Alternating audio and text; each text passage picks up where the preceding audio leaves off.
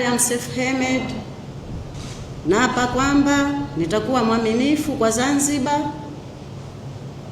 na kuitumikia kwa moyo wangu wote, na kwamba nitaihifadhi, nitailinda, nitaitii na kuitetea katiba ya Zanzibar na watu wake kwa mujibu wa sheria iliyowekwa, na kuomba Mwenyezi Mungu unisaidie. Mimi Mariam Seif Hemed naapa kwamba nitaitumikia kwa uaminifu Serikali ya Mapinduzi ya Zanzibar katika kazi zangu za mkurugenzi mkuu wa afya katika Wizara ya Afya,